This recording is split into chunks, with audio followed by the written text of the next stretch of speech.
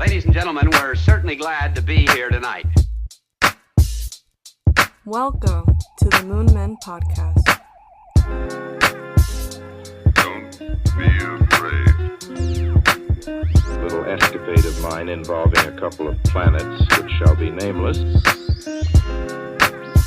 Fasten your seatbelts. It's going to be a bumpy night. Ignition sequence start. 6, 5, 4, 3, 2, 1, 0. I don't know. Why has it gotta be like this? I don't know. I thought maybe tagging the All American Rejects on that TikTok clip was gonna get us like viral views or viral. Did you do it? Yeah, but it's still steady. Wait, you tagged them? Yeah. I watched it. I didn't see no tag. Well, no, it was more like hashtag because they don't have a TikTok page. Oh, do they have an Instagram page? Because I'll post it and tag them. Most likely. Yeah, You'd be surprised. Most bands don't have fucking pages. Yeah. Kind of throws me off. Like I was trying to tag bands for my Sick New World posts. I was like, oh, let me look up Incubus. I think Incubus had a page, but like System of a Down doesn't. System of a Down doesn't Korn have a doesn't. fucking page. Korn didn't have a page. I was like, what the fuck? I was like, how am I supposed to get clout? But plus, I just wanted to show off who the bands were without typing them all in the fucking the thing, you know? I don't know. I was kind of telling you earlier, like I've just been really grateful for my life recently. See that I told you that I had a theory about that, right? Yeah. What was it? So you know how, that phrasing they say, Mercury's in retrograde or some shit like that, right? Yeah, I don't understand that. So basically, the humans.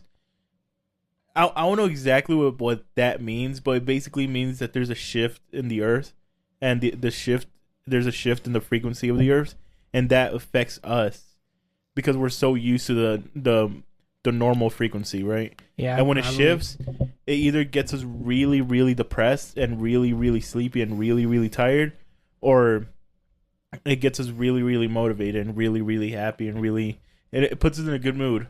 And remember that thing I sent you about the Schumann resonance, something like that? Yeah, I didn't know what the hell that was either. So the Schumann resonance is basically the frequency that the Earth is not always, but normally at. Mm-hmm. And that's what I was explaining to you right now. There was a random ass spike. Normally it's at I think like a 7.8. What does HZ mean? HZ like kilowatt. Oh, kilohertz. Kilohertz. It was at normally it's like a 7.83 kilohertz, and it randomly spiked to 122 kilohertz. Kilohertz, yeah. Kilohertz. And remember that weekend, both you and I were just going through it. Like we were both depressed. We were both stressed. Oh, when we had that long ass fucking phone call. Yeah. Yeah. We were both depressed. We were both stressed. We were both tired. It was because of that. And now that it went back to normal, you and I randomly got this spark of motivation. Yeah. So even though we might not believe that we are so connected to the Earth and we're not really connected to nature and space, we really are, because we just went through it. Well, we are, just not in the sense that I think everyone talks about. Yeah. Right? Because me and my dad, I have a clip of it. I was going to show you. We were having just like this deep philosophical, like theorizing like just literally the kind of bullshit conversations that make you want to start a podcast. That's why I recorded it, because I was like, this is golden. Like I want to see if I can enhance the audio. And we were just we were talking about. Can you see the TV, by the way? Yeah, I could see it. Eddie has a TV on that I'm watching space videos on. You're in a spaceship. I'm in a spaceship flying through space with Eddie and the Moon Man Podcast in space. And playing the Incredible True Story. And playing. Dude, weird side. Okay, I'm going to be full of side tangents because, like I've been telling you, we haven't done a solo episode in a while. I fucking missed talking to you. Like, no disrespect to any guest that we've had on recently, but just listening to all the guest episodes, I'm like, this is cool, but it's starting to feel a little samey, you know? Like, okay. I love getting the experiences of people, but the main reason we started the show is because we have bullshit conversations, and I love having bullshit conversations. I love doing that with our guests, too, but I feel like you have to establish something with them, right? You want to hear their stories. Chemistry. Yeah, a chemistry. You want to hear their stories. You want to hear their life. And we've had on some really interesting people recently. So it's just I get too involved in their life, and then we start talking just about everyday things and not about concepts, right? So where was I going with this? wait, hold on. Because I mentioned the Incredible True Story. And Okay. Yeah. So I'm full of side tangents. I've been wanting to talk to you. Got a lot of shit to go through today. Just a lot of bullshit. Sub topics, not even full topics, just a lot of weird shit. One thing I've always wanted to do since this game released was load up No Man's Sky and play the Incredible True Story at the exact same time. I thought No Man's Sky was unplayable. No, because it was all glitchy. It was broken. No, it wasn't broken. It just wasn't the game people expected it to be at launch. Okay. They had promised basically Starfield, the game that's upcoming for all you nerds out there that know what it is. You said you saw it, right? Yeah, I want to play it. I want to play it. It sucks because I know I probably won't be able to get to, at least for a while, but I really want to play it. Anyways, they were pitching it like it was Starfield, but in reality, it was just a planet hopper. You would get in a spaceship, go to planets, mine materials, fly to another planet. So was it basically like Minecraft? Kind of, except you were in space in a sense, and you were trying to get to the center of the universe, right? At least that's what I'm. That's still a fun concept. It's fun, except there's really no enemies to fight. There's no one to engage with. There was no quests. That was all before they updated it. Now it's like a solid game, and people play it every day. At the time, though, nothing to do except fly around. One of the coolest aspects about it to me, one of the things that really caught my attention was how you get in your spaceship. You get in the spaceship, buckle up, whatever the fucking guy does, and you're in the cockpit, kind of like that video back there. And then you literally fly off the planet, fly into space, and fly to the next planet. But do you space? It's not a cutscene. It's not a time skip. You are not physically, but you are literally. Yeah, you're driving the spaceship to wherever it is. Flying the spaceship. Flying the spaceship. It doesn't take you like 2 hours. No, it does. It's real time. So, I believe they had a warping system that was optional. But let's say I was on planet Mars or whatever, right? I wanted to go to Jupiter. I would get in my spaceship and I would start steering it towards the sky, and you could literally see yourself leaving the stratosphere and going into space. Oh, okay. Which was really fucking cool. And then you're in space and you could see the planet all the way over there, and it tells you that planet is 2 hours away at your current speed.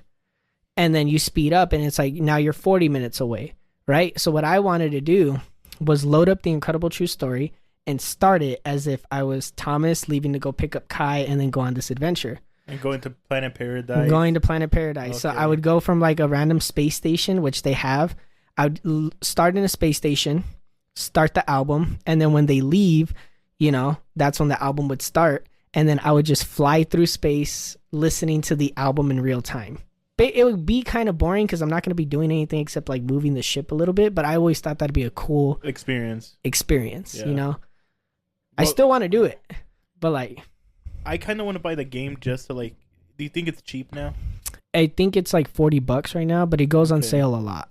Okay. And it's kind of it's one of those games that you can load up like on a Friday evening when you only have like an hour. You don't feel like getting on Call of Duty, and you could just kind of bullshit in, Yeah, right? because I need one of those games every time we get on Discord with the guys. There you go. Perfect.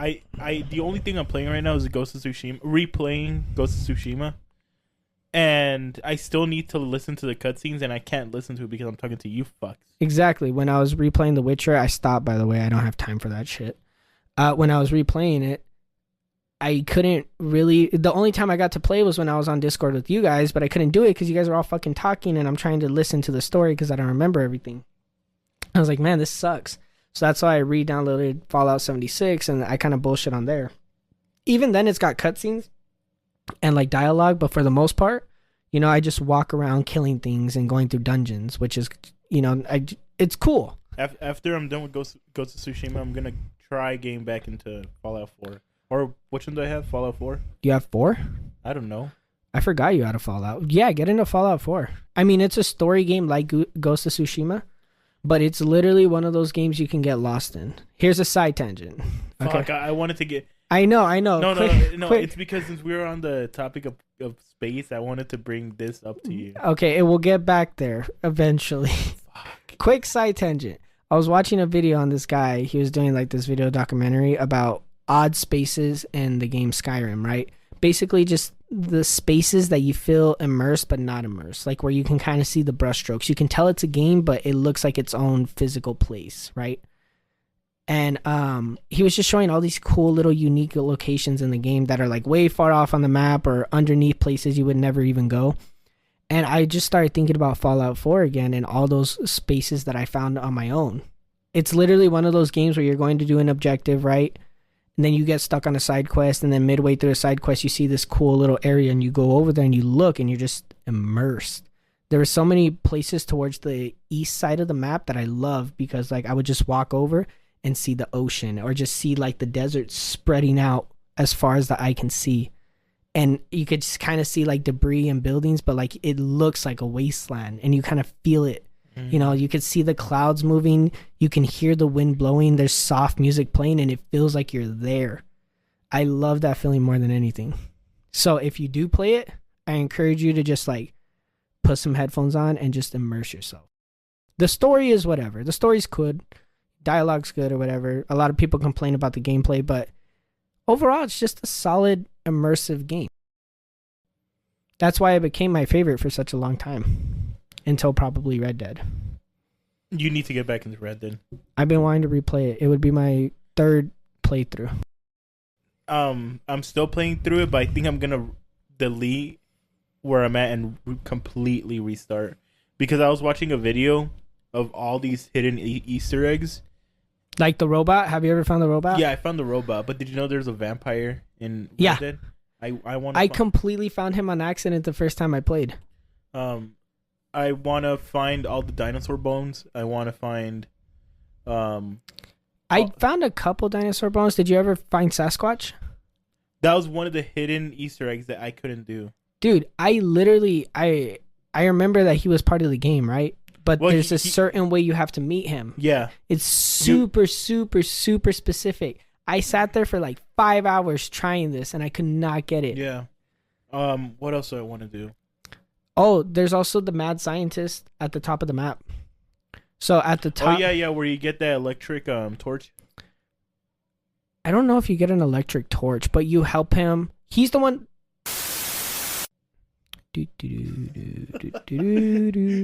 I'll have, you're going to edit this out, right? Yeah, I'll probably cut it so they can kind of hear it. We're taking a small break because the neighbors decided to do stuff. At least it's not the Jets. Okay, yeah. Can we start recording more in the evenings if you're willing? Because there's no jets flying at this time. Yes, but like... Or at least towards, like, I don't know. It has to be early. We can't keep doing it midday. I just say midday because it... Okay, so the scientist. Right. If you go to the top of the map, he has a bunch of specific conditions you need to meet too. I remember I had to look up a couple of them. But I accidentally ran into him, and then his storyline disappeared. I was like, what the hell happened? And then I ended up completing it. But you help the scientist basically start up his laboratory. You do some experiments. Yeah. So you do and then he revives the robot. Yeah, you do get an electric torch. Oh. Because... I never used it. Because on the final mission, not the final part of that mad scientist mission, you go back to his laboratory, and he's dead. Yeah. And then that's when you pick up the electric... you go back to his laboratory, and you discover he's been killed, and I think there's clues that say that the robot went north, right? Mm-hmm. But that's all you have.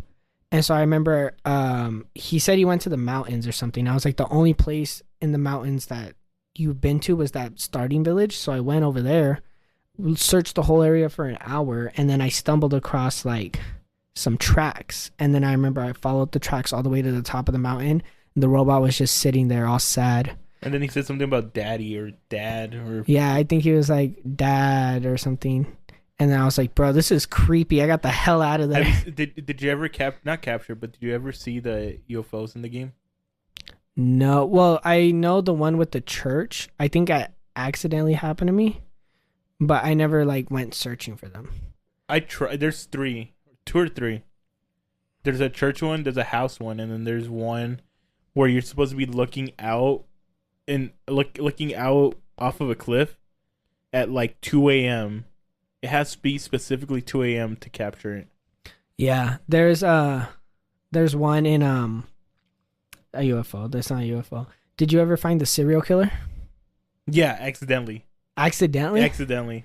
Dude, I remember I was stumbling across it on my first playthrough and I never found the third clue, right? My second playthrough, I was like, oh, let me find the third clue. So I went around actually looking for it. I found the motherfucker and he jump scared me because me too. When you go in, you're like, what the hell? Like Arthur's like looking around. He's like, what the hell is this? And you're kind of like looking and then boom, out of nowhere, he jump scares you. But what I fucked up because you can get his knife. It's like a rare knife and I didn't get it. I just turned his ass in and then I went back and it was closed and I couldn't get in to get the knife. I was like, fuck. That pissed me off. And then the hillbillies too, the cannibals. They killed me. They killed you? Yeah. Because they came out of nowhere. It's so cool, the amount of random experiences they have. The Nosferatu one scared the shit out of me, though, because I guess I completed the little side quest where you find all of his notes everywhere, right? That's the one I was talking about. I want to replay just to do that. Yeah, because I was going through the whole city. Like, I was just going through the nooks and crannies. I was exploring. I found all these little notes. And then I remember I was riding through the area where he spawns at night. And I saw something over there. I was like, what the hell? And I got off my horse and I walk over. And then he attacked me. And then I remember I did the little quick draw and I was like, pop, pop. And I killed him. And then I was going through his corpse. I was like, what the hell is this? That's another reason why I want to replay it. So I could explore Saint Denis. Yeah, Saint Denis. Saint Denis or Saint Denis? Saint Denis. I want to replay it so I could explore Saint Denis because every time I want to explore it, I'm already on the hunt. Oh, yeah. So the cops are always looking for me. The first time through, I played for a good 70 hours. Just beat the main story, did a couple side quests. The second time through, I have on there. I checked. We were pretty similar. You were at like 150 or 160. I was at like 144 or something like that. But the second time through, I was going to say, I really took my time with it. I just explored. I did whatever the fuck I wanted. I just kind of enjoyed the experience. I would load up a serial killer podcast and listen to it while I was like riding through the country and doing all the side quests. It was fucking tight. I really want to redo it because I know there's a lot of side quests that I didn't do even on my second playthrough. Yeah. How the fuck did we get on this again? Because you're like, I have a side tangent. No Man's Sky. And I'm like, no, I want to keep talking about space. Okay, yeah, space. We could go into space real quick. The frequencies. Depression, yeah. So ever since we got back onto our normal frequency, I've been wanting to just create and just, Yeah, I know. Like I was telling you earlier, you've been sending me TikTok clips that you've been making. You've been showing me your journal, and I'm like, damn, this motherfucker's out here like working. Yeah. And for the first time, like ever, I kind of felt like I had competition with you. Yeah, I got outworked, and I didn't like that feeling at all. Because I'm a workaholic, and the only times I really slow down is like when I force myself to. And so I've been chilling. Like recently, I've been going out a lot. I'll touch upon more of that later, but I've been going out a lot. I've been doing a lot of shit. And I haven't been putting as much work on the show for like the last maybe week or so. I haven't really been writing, right? Even though I just did a shitload of work last week. Mm-hmm. I wrote a fucking book. I wrote the story for the Fact or Fiction episode. You guys should check that out. Really good reception. Real quick shout out to Alfred. Like you, he got every single story correct. And he messaged me. He goes, ha, I got them all correct. I was like, fuck you. Anyways. When you were sending me all your shit that you were doing, like your journaling, your movie ideas, the thing, I was like, bro. And so instantly I started writing down all my ideas again. I was like, fuck this. Eddie's not outworking me. But I like that because now it's kind of friendly competition, right? Because now that you're working more, it's inspiring me to work more. So today I was sitting in bed. I was like relaxing. And I was kind of bored. I was waiting for you to get out of work. And I was like, I could watch another like 5 videos, or I could go fucking finish editing that episode. And so I was like, fuck. And then I was like, oh, I got to do the new cover. And I was like, oh, and I got to edit my book. And so I started doing all that. I really didn't want to, but I pushed myself because I was like, what the fuck do you think Eddie's going to do tonight, huh? Oh, tonight I was going to come on and work on my film. Exactly. I was like, you think Eddie's going to come home and like relax? Like I'm considering this work. So once we're done, I'm going to go to sleep.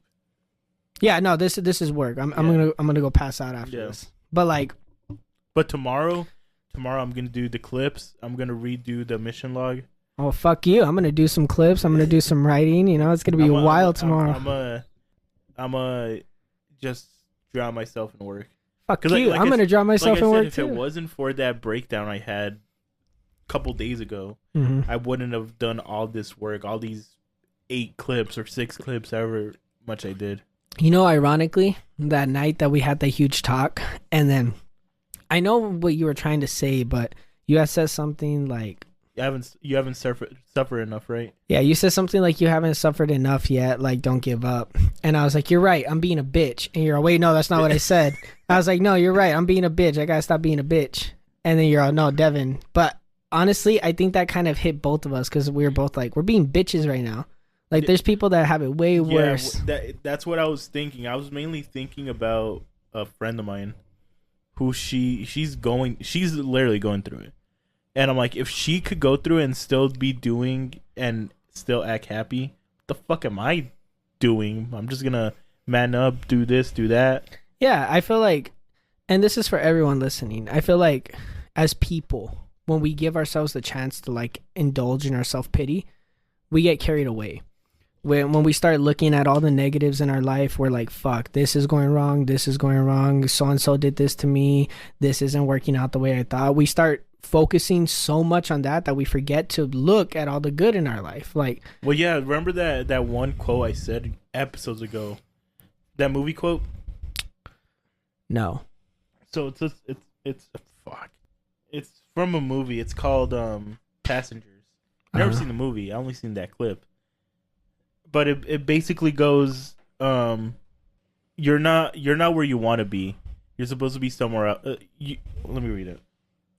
Do you have it written down? Yeah, because it's my favorite movie quote. Oh. Because it's so relatable, that's why. Oh, that's when I sent you the Rocky quote, and you're like, you have that saved, don't you? Yeah, if you have that saved, I have this saved. Well, I do have it memorized, but I don't have it saved. It says, you're not where you want to be. You feel like you're supposed to be somewhere else.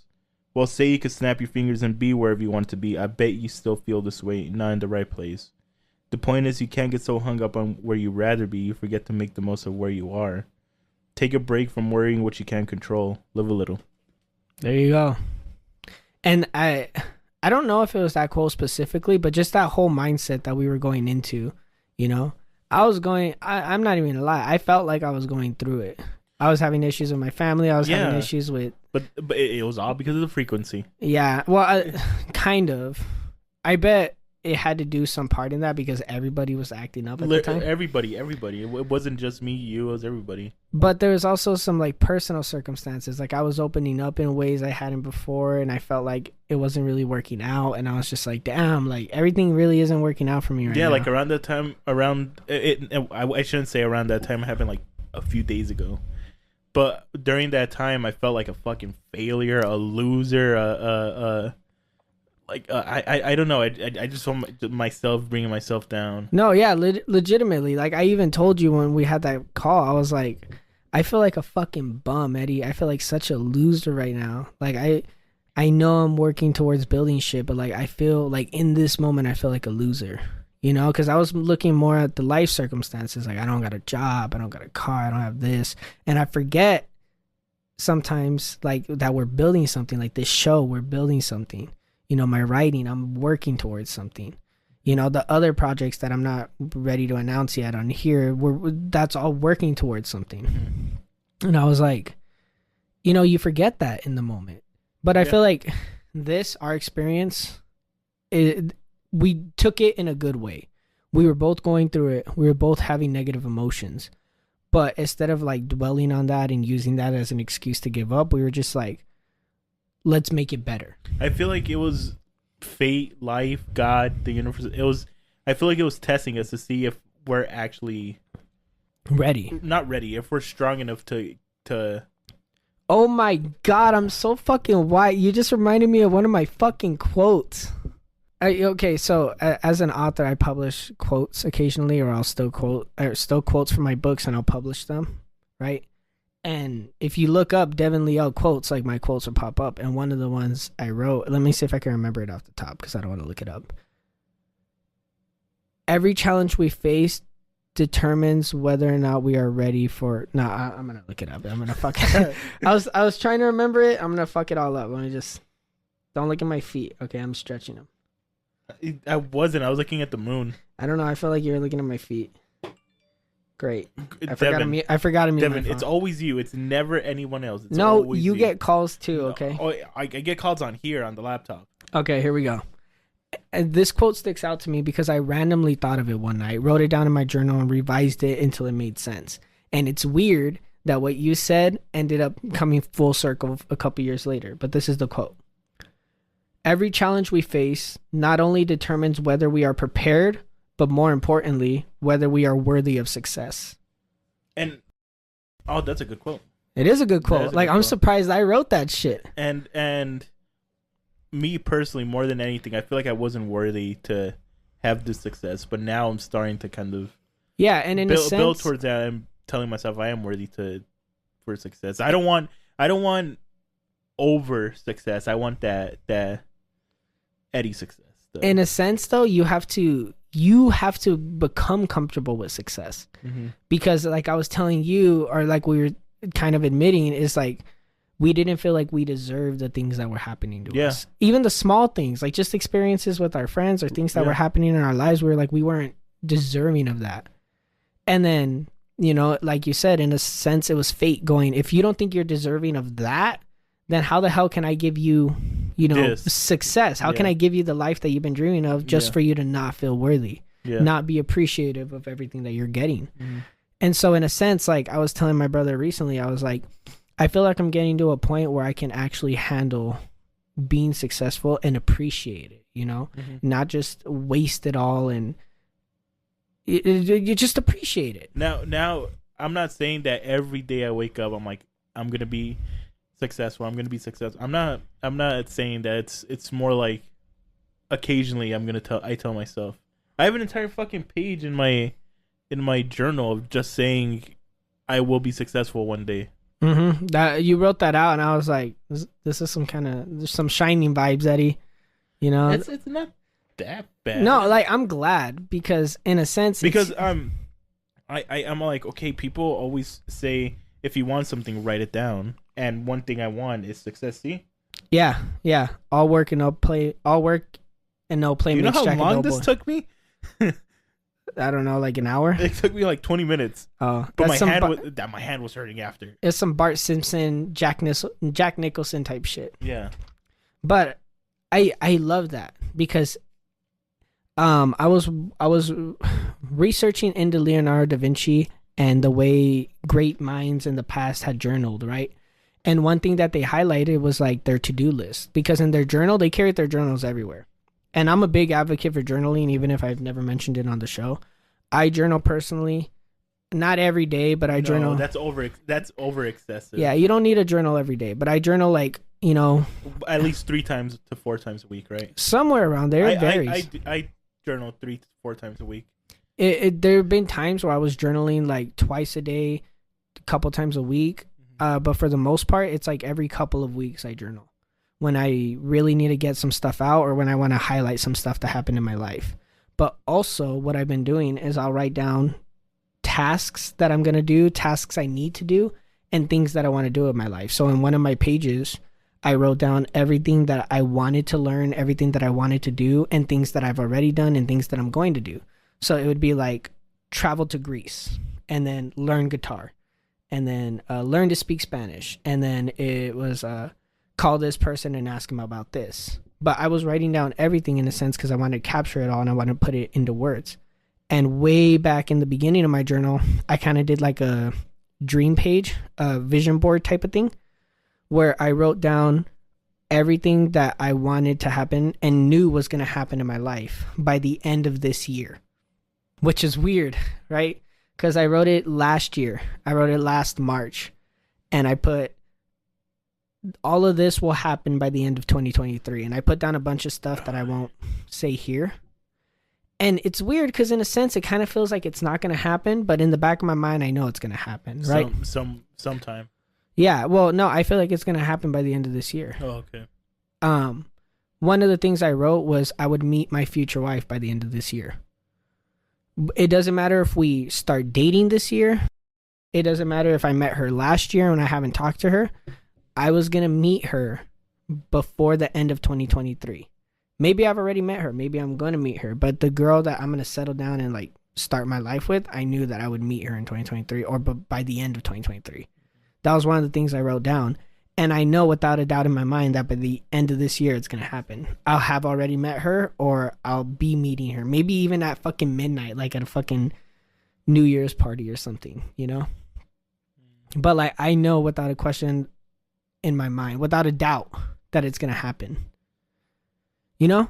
And I just wrote down a bunch of little goals for myself and things that I knew were going to happen. You believe in manifestation, right? To an extent. I feel like people put way too much effort into it and way too much emphasis on it. But to me, it's kind of like that quote from The Princess and the Frog. You can wish upon a star, but that's only going to take you halfway. You got to be willing to put in the work. So like, if you're trying to manifest success, right? You're like, I'm going to be rich by the end of this year. I'm going to be rich. I'm going to be rich. But you're not doing anything to make you rich, or you're not going out of your way to make yourself rich. How's it going to fucking happen? Oh, okay. Okay, I see what you mean. Now that ties back to me writing down I'm going to be successful one day. Yeah. For 20 minutes, and I'm already putting in the work. There you go. Just that simple fact. Like, I look at somebody like Logic, for example, who's a big advocate for this, right? He was always saying you have to tell yourself you're going to make it. You have to tell yourself you know you're going to make it. You need that attitude. But at the same time, Logic was still putting in 12-hour work days on some days. He was skipping sleep. This silence is going to be perfect for you. He was skipping sleep. He was doing what he needed to do to push himself, right? And I resonate with that so much. I feel like I get more inspired by rappers and musicians than I do like authors or podcasters, because I put myself, because I hear more about their stories than anybody else, right? All their come ups, and they're putting in hours of work a day. You know, they're making song after song, mixtape after mixtape. They're constantly doing stuff. They're in the studio even if they never release it. And I feel like you need that kind of mentality if you want to succeed in life, whether you're trying to move up in your company or you're trying to make enough money to start traveling around the world. You got to be putting in the work as well as wishing. You got to know it's going to happen eventually, but still be putting in that work every single day. Otherwise, you're never going to get there. It's 50-50, hope and work. And luck. And luck. Well, no, not even luck. You know, it's luck. I wouldn't say it's luck, because I want to believe that anybody, regardless of circumstance, can get to where they want to go so long as they believe in it and they work towards it. Luck's definitely going to play in some factors, but you don't need it. You don't need to rely on it. But that goes back to that conversation we had about fate. If your fate was to be a successful author, it's going to happen. It's going to happen not because you said it's going to happen, but because fate decided it's going to happen. But also because I put in the work. And I know you're going to say fate was telling you to put in the work and it decided, but to me, like I'm not going to touch upon that because we'll be here all fucking night, the whole fate argument. But to me, I want to believe that, like, you know, a kid in the sticks, you know, in the slums who has nothing but a drive to be better and to move out can do that. He can make something of himself by working hard and knowing he's going to get somewhere. Because by knowing you're going to get somewhere, you have that confidence in yourself, right? Mm-hmm. That's all it is. You're telling yourself, I know I'm going to do this. I'm going to be there. I'm going to get this.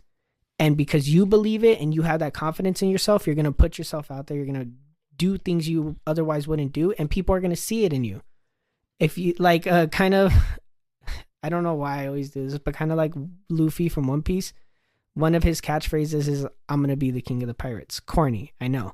But in a sense, he's saying his dream to every single person he meets. Every time he meets them, he's like, I'm going to be this. Oh, okay.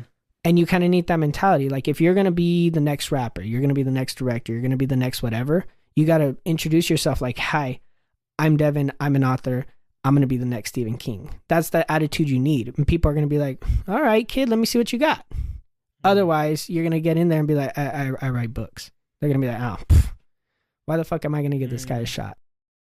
Okay, I understand that mentality, but as from my point of view is, I've said it on the show before. If I could want all these things, but at the end of the day, if God didn't create me to do this, then he's gonna eventually show me what he made me for. Yeah. And that definitely plays a part. We all have a path that's set in life. I believe that to be true. But if you know your path or you got a good inclination of what your path is and where you're supposed to go, Then take it. take it and follow it all the way through. It's going to be fucking hard. Let me tell you. Me and Eddie been doing this show for almost a year now, and it's not been easy. We've lost sleep. We've had to push, hangouts with friends. We've had to stay up and work. Personally, I've put in hundreds of hours in this fucking show, from the TikToks we make to the videos that we upload to the editing, the actual recording. Like, this shit is not easy regardless of what you're doing. And we still aren't at where we want to be. We're not even at our peak yet, and we're already working this hard. We're still going to keep working hard. We got ideas, people, okay? We'll just say that. Things are coming. Yeah. Just because we're starting to get more success, we're starting to get more of a following, doesn't mean we're going to slow down. We're trying to keep that same essence and keep that same grind. Transfer it over into different mediums. Like we said, we're not going to do this show forever. So we're going to use the success here to build upon successes elsewhere. Mm-hmm. Use those successes to build on elsewhere. Like I said countless times on the show, I want to die with battle scars. I want to have memories. I want to be able to say I did this and did this and did this and did this. I want to, I want to fuck around and model, or I want to become a stand-up comedian. We still have to do that, by the way. We still have to go to a stand-up bar. I just want to try everything. I want to... Oh, that reminds me. What? I had this bizarre idea. What? So Fluffy went onto the Joe Rogan podcast, right? Yeah. And he's coming to Tucson in August. Oh. What if we both message him and be like, "Hey, do you want to come on our Dude, podcast?" Let's fucking do it. Like he's probably not gonna see it, but like, imagine if he does. No, yeah, like there's a good chance he probably won't see it, or even if we were to somehow approach him at his show or get an interaction, like even then, I doubt we could get him. But imagine, and that's kind of like what Raul was saying. You just got to keep trying. It's all about the people. Yeah. You might get a no here, but get a yes over there, and you'll never know unless you go and get that yes. Mm-hmm. Like I was telling Kyle earlier, we've been talking about life recently and like going out and doing different things. Right. And I was like, what you have to realize, and I want to say this to the people too, what you have to realize is that life has opportunities everywhere. You just got to be opening your eyes to them. Let's say you want to travel, right? And you're like, I don't know how, I don't know where to begin, blah, blah, blah, blah. You could realistically find so many ways to go travel. You could be, a hotel reviewer. You could be a travel vlogger. You could be a vagabond. You could be a vagabond. You could go backpacking. You could go hitchhiking. Yeah. You could call up a friend who lives in another state and start there. You can be a house sitter. You could be a pet sitter. You could do so many different things. You could be an interior decorator who flies to people's houses. Whatever you want to do. That's just travel. You want to go do something creative? There's 1,000+ ways you could do it now, especially with the internet. And I think it's wild because we complain about the internet a lot. At least I do. You complain about the internet. Of course. Yeah. I mean, yeah, I do. But it's one of the most powerful tools. And we literally, all of us here have the ability to use this tool to make our lives exactly how we want to make it. Yeah, because perfect transition. Holy shit. You don't have to say it though, because now you ruined the transition. No. So I don't know if it was scientists, NASA, somebody like that. Mm-hmm. They said that there could be a potential internet outage coming in a few months. A few months? Why? Something about a solar flare. A solar explosion. Oh, yeah, solar explosion coming to Earth and it wiping out the internet for months. Ooh, I would love that. I mean, obviously it's going to suck because almost all of my industries are internet based. Mm-hmm. Like all my books you have to buy online, the podcast you have to listen to online. But like, you look at it like this, guys. The internet could be gone any day now. Yeah. And it's a tool that you're not utilizing. Yeah. You want to make extra money on the side? Start up a fucking business on the internet. Sell some trades, do work for people. Start a company, whatever it is you need to do, right? You want to start traveling? Use the fucking internet. You want to be an influencer? Use the fucking internet. Like, this is the side question. Yeah. Do you know how to read a map? Yeah. Like a regular map? Yeah. Yeah. I mean, I'm terrible with geography, but I grew up with maps, so I'm good with them. Why? Because right now you said something about traveling, and I'm like, they could still use maps. Yeah. But I'm saying like traveling in terms of like being able to get to those places. Because most people listening to this, realistically, don't have the freedom to just up and leave. Yeah. You know? But you could, in a matter of months or weeks or days even. You could start, doing things online to earn extra money to start getting ready to go travel. There's so many ways you can utilize Take some it. tips from Angel. Yeah, you can start putting money on your credit cards and using that to go on free fucking vacations. There's so many things you guys can do and nobody's doing it. You don't need to be the next influencer. You could just make your life better. Yeah. You can find an Airbnb cabin in the middle of the that's woods. the problem. People compare themselves to the people who are already successful. Yeah, like think about it like this. If every single one of us decides to be an influencer, then how the fuck is it special at that point? Yeah. To be completely frank with you guys, most people aren't cut out to be, entertainers or influencers or, celebrities even, right? There's a lot of stresses and hard work that comes with it. And if you're being honest with yourself, a lot of you aren't ready for that. But that doesn't mean you can't go out there and have an amazing life. And why would you want to be doing all that shit? For us, an example, you're more of a celebrity than I am. I feel like I'll be the guy who's there. I'm a celebrity. Well, yeah, because you're more outgoing than I am. You could talk to people. Oh, thank you. I don't know if you're complimenting me, but thank you. I'm gonna shut up. I'm not cut out to be an entertainer in this kind of sense. Yeah, like okay, I get what you're saying. Eddie's a perfect example, right? Eddie's not gonna be the guy who's jumping on talk shows and doing the whole tour and going on E! News or whatever the fuck and jumping on other podcasts. Like that's not his thing. You know that's who Chester is? Well, yeah. Chester is me. Chester is the guy who would just do the work and then chill in the back. Yeah. Right? Yeah. There's a lot of people like that. You guys can do something like that. You guys don't need to be in the spotlight, and from what I hear, most people don't even want to be in the spotlight. Fuck no, dude. That's a lot of. You lose your privacy. Then. Oh yeah, for sure. So I'd rather just be like the guy in the back. And hold on, Chester Bennington. That's who I'm. Chester Bennington, yeah, From Lincoln Park. Yeah, rest in peace. Yep. Moment of silence. Okay, so that's perfect. That would be a perfect TikTok clip if it comes to an interesting topic, and I have one. What is this a transition? Dude, how the fuck did you spit in my face from? Okay, you don't need to bring that up. Okay, that was between us. That could have been an intimate moment where you looked at me. My mom is asleep. You looked at me and then I looked at you and you're like, did that just fucking happen? I'm like, I'm sorry, but no, you had to fucking bring it on the show. Dude, everyone's gonna know. Spray it. I'm gonna have to cut that out. I've been having to stop myself because I've been saying so much dumb because shit. you've been hanging out with fucking Kyle too much. And all of them, bro. All of them. It rubs off on you. Fucking retards. Oh my god. Honestly, I forgot who said it, but they were like, you don't need to be cutting out the word retard.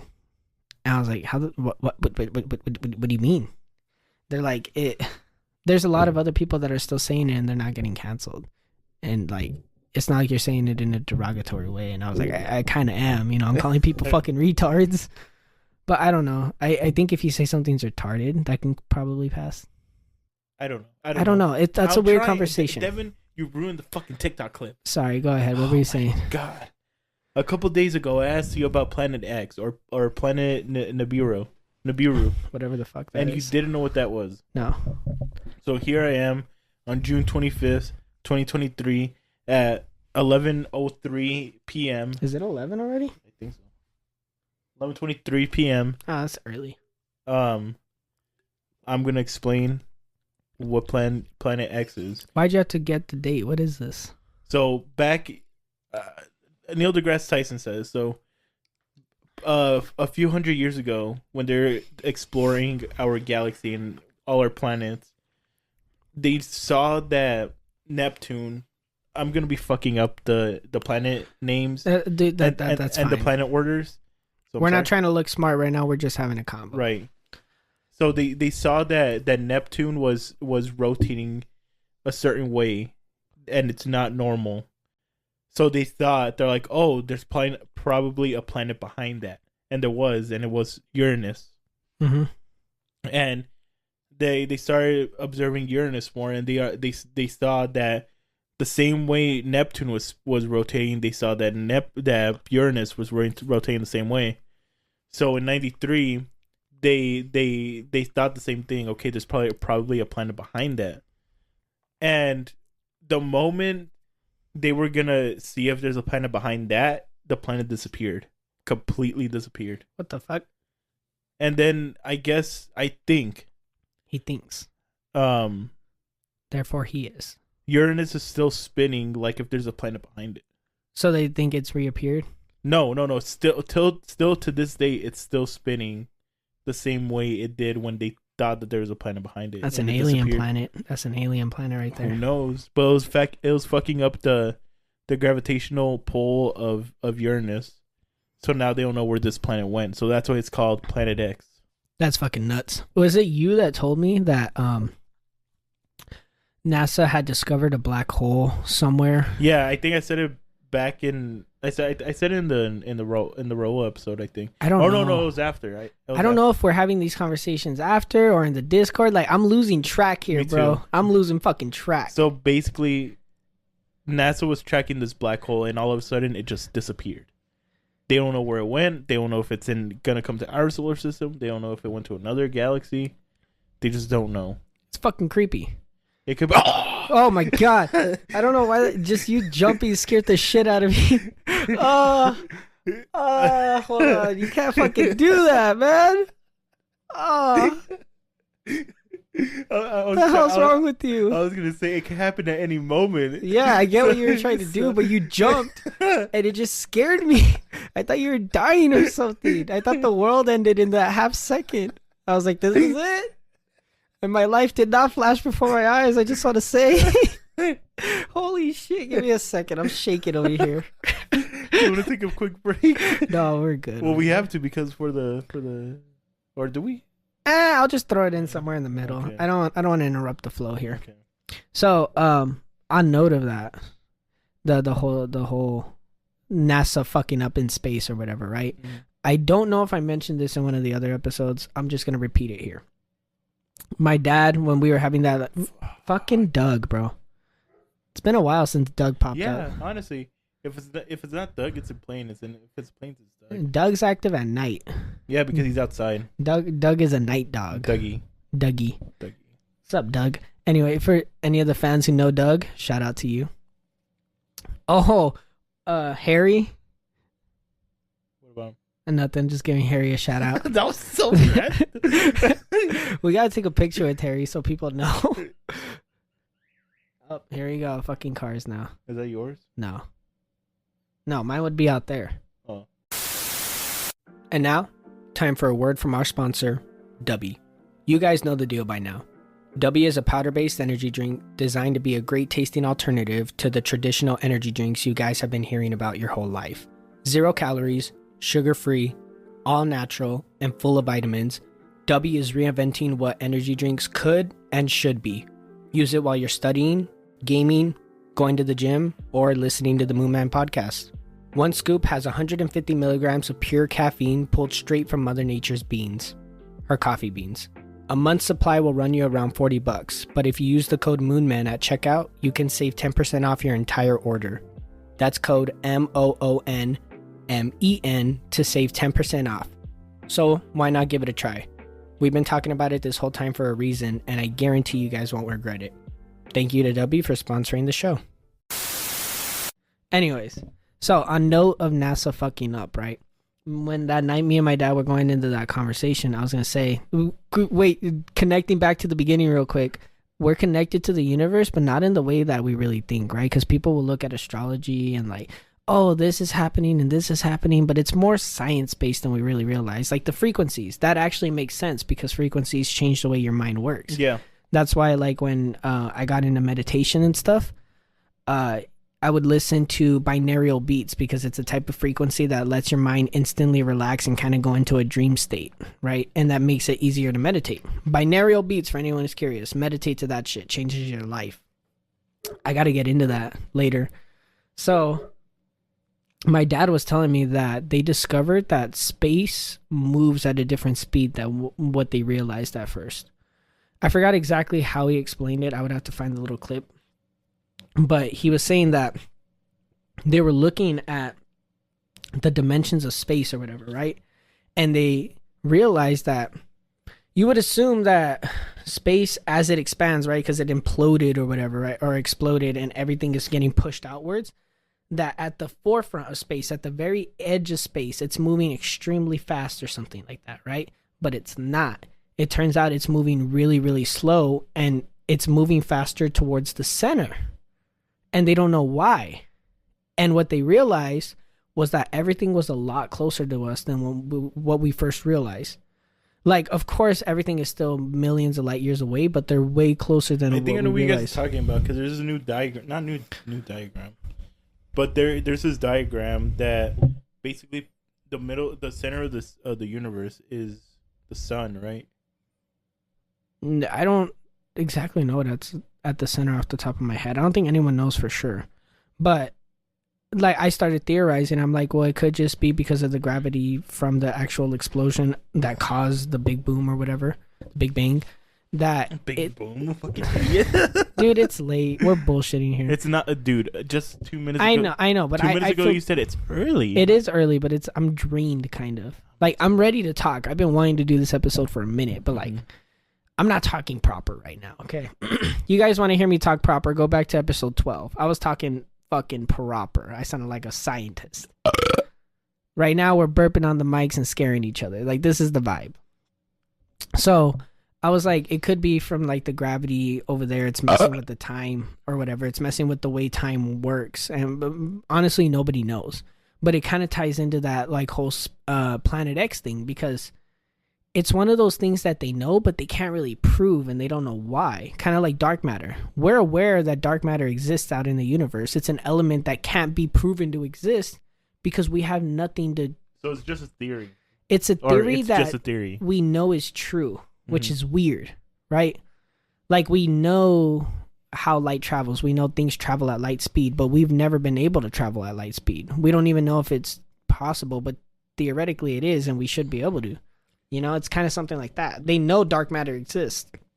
They just have no way to prove it. I don't know if this is a side tangent or not, but when you think of space and the end of space, what do you think of?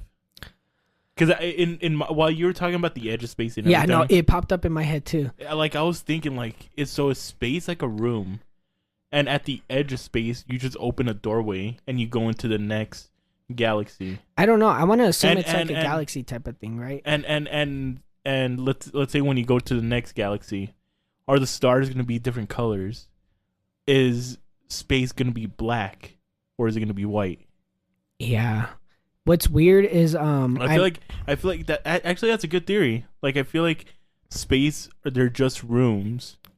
think about it like this, okay? You get to the edge of space where basically the beginning of space, right? That's the border. You know, if it's an explosion and it's coming outwards, that edge, like a balloon, you go to that edge and then you look out. What do you see? That's the thing that's fucking me up, right? I mean, either way, dude. Just if I'm at the very edge of space, basically the beginning of time, because that's where the explosion originated from, and I'm looking towards where it's going, what are you gonna see? Is it all white? Dude, is it all black? Just being in space, like just me thinking about space and me expanding out of Earth and expanding to Mars and expanding out of our solar system, it freaks me out. Space is a fucking freaky place. Like imagine literally getting lost in space. You're going towards nothing. What movie is that where the girl gets like trapped in space? I think it's called Gravity. Yeah, that movie freaked me out. Yeah, I think it's Gravity. Yeah, Gravity freaked me out because that one scene where she gets disattached from her tether and she starts flying in space freaked me out, because if that happens, you're literally fucked. Yeah. There's literally nothing. If you start flying in space like in a spacesuit, there's nothing you could do. You could move and flail all you want, but you're not going to go where you're you not want to go go anywhere. There's nothing to do. And that's fucking freaky. Right? I mean, you're going to have a nice view, but that's freaky. No, even then, when you're actually in space, right? You don't see as much as you think. You're in a dark void. Well, you still see. You see little light dots or whatever, right? But it's not something like the screen over there. Yeah. It's like pitch blackness with little bits of dots here and there, and then you can see Earth right next to you, but you're spinning all around in space. Where do asteroids come from, and how do they exist? Oh, that's complicated, but to make it simple, it's just explosions in distant galaxies that, you know, are so powerful they're sending asteroids out. Because like they talk about asteroid fields and all that. Yeah. And where do those come from? Okay, think of like the moon, right? If the moon were to explode or implode or, Right. you know, just completely shatter, a bunch of rocks would fly out into space. And because, you know, you can't stop it, you know, there's no motion out there, there's no force out there. It just kind of floats in a vacuum. Mhm. It'll float theoretically forever. It'll just keep going and going and going. There's no momentum for it to lose or gain. Once it hits certain pressure fields, you know, once it like passes by a black hole or it gets sucked into a planet's gravity, then it changes course. But until then, it's just going to go basically in a straight line forever, right? So asteroids are just distant explosions that are coming to our area. Oh, okay. Asteroid fields are distant rocks or planets that were blown up or exploded or collided with another planet or asteroid or whatever, because space is moving. And believe it or not, it's an explosion, right? So it's constantly moving. It's just moving at a pace we can't comprehend. That reminds me of a very, very hidden memory I have. What? Have you ever seen an asteroid in person? Asteroid, like a real asteroid. An actual. I've seen the crater at that mountain, at a mountain. But you've never seen an actual asteroid? No, I don't think so. So when I was younger, my mom used to like not clean houses, but she used to. Let's go with clean houses. She used to clean houses for this one guy, and he lives out further than you. He lives out there, and he was telling us how there's this one night an asteroid crashed. It was a very small one. Yeah. Crashed behind in his backyard, and he took us to where it was. And dude, It was still there? It was still there. It's just a rock. It's just a brown rock with a bunch of. It's a space rock.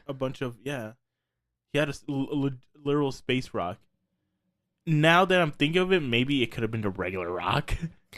Even then, like, even if it's just like a regular, like, fucking. No, I mean maybe he's fucking with it and he made a. Oh, but I mean, but think about it. He would have to dig that big ass hole, like the impact hole. Well, no. So it wasn't in his backyard necessarily. It was like near his house, though. It was near his house, and I guess I was too young to comprehend what's going on, and I'm having like these tiny flashbacks of me looking at the asteroid. But I feel like maybe he went to go get the asteroid and put it in his backyard. Maybe. I think it's illegal for people to do that. I'm not entirely sure. I don't know. Like I said, he could be bullshitting. I don't know. That's pretty cool, though. You could technically say you saw an asteroid. If it was true, if this whole story is true, then yes. Okay, super weird side tangent because there's no way for me to transition. I recently found out that plants can talk. You never knew that? No, like talk. Like audibly talk. Like you can hear them talk. Weird, Elaborate. right? Let me explain. So, I was watching this video and it was kind of this like series this guy was doing, right? And it was like disturbing sounds from the internet. You guys could look it up. And he found a video of this guy. He's like a botanist, spirituality hippie type of dude, right? But he's really into plants and he's really into mushrooms. You know, obviously he's like a hippie. And he rigged a device where he would connect it to plants, and he had this whole audio setup and all kinds of like interfaces and wires or whatever. But he figured out a way to get the vibrations of the plants and make them audible, right? So that you can hear what the plants are saying, essentially, right? Because they have their own vibration and it's completely unique to every single plant. Every single plant has their own vibrations, their own sound waves, and it's essentially them communicating in plant form, right? Because they don't have any other way to communicate. What's weird is like they have sounds, and if you put plants next to each other, they start talking. You Well- can hear the two different sounds mix into one sound, and you can hear them going back and forth. But like, is it? So they have their own language. In a sense, they have their own language and they know how to communicate and they talk, right? And it's weird because in the video, he puts two mushrooms together. You can hear the first mushroom, you can hear the second mushroom. He puts them together and you can hear the mushrooms start talking. But do they have their own voice? Do they have their own sound? Well, I'm gonna play you a sample because I want you to hear it. But they start talking and they kind of go over each other, and it sounds weird to us. It kind of sounds like alien music, right? It's like kind of sounds like that. I'll play a sample in the actual episode when I play it for you. I'll put the actual audio sample in here so you guys can hear this. But it's weird because he put these two plants together and they started to talk like they were having a conversation. One would talk longer than the other, and then the other one would jump in, and they were going back and forth. Then he separated them slowly, and you can hear them calling out for each other. It was like burnt, burnt, burnt.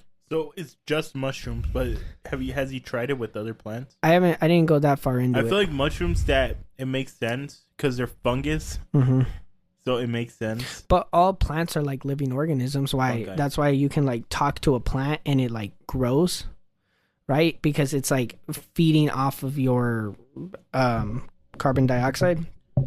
Have you ever seen the experiment? Wait. Well, Let me get actually, into yeah, it. This gets weirder. I'm gonna show you. Okay. It gets weirder. So he plugged up this fucking mushroom, this other mushroom, right? He experiments mainly with mushrooms, but I'm pretty sure he's tried it on other plants. And he hooked it up, and you can hear the mushroom kind of just like having a good fucking time. It's all beep, beep, beep, beep, beep, beep, beep. It's making a bunch of high noises. And then he gets a knife and he starts cutting into the mushroom. And it's fucking creepy because it sounds like the mushroom is screaming in pain. It like its tones drop to really low levels. So it's way up here. It's all beep, beep, beep, beep, beep. Devin, how high did you have to be to watch I was this not video? high. I was literally just fucking freaking out in my room watching this. And then the plant started to scream. It was all, and then by the end of it, he cut off basically everything and it was still plugged in. And it just sounded like it was dying. Like by the end, it just sounded like, like it couldn't even speak anymore. Like it literally just got all its fucking limbs cut off. Weird. I think it's really fucking weird. But then you start to think about it, like there's another guy who hooked up a rock to a device and got rock noises, like the vibration that rocks make, and put it into an audio thing, and you can hear what rocks are saying in a sense, right? It's really weird. Here, watch. Let me get it. This is the sound of the mushroom. I'm going to play it right now.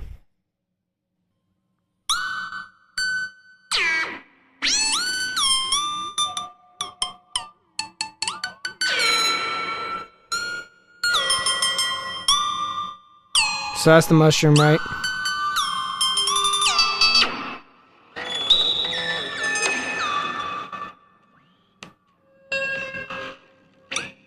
That is a happy mushroom, I should add. Then he starts cutting into it.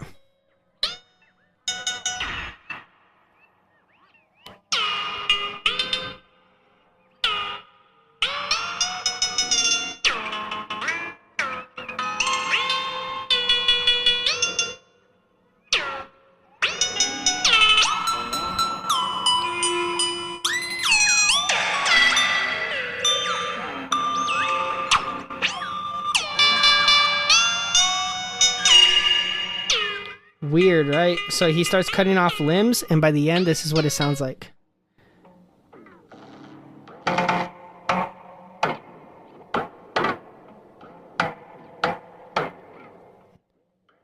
Nothing like the Dude, beginning. that is so fucking freaky. That's weird, right? But it's all bullshit. No, that's weird to me. Like, I think it's weird because he's been experimenting with this with all different types of mushrooms, all different types of plants. And like I said, the other guy was plugging in rocks and figuring out the way they sound and talk.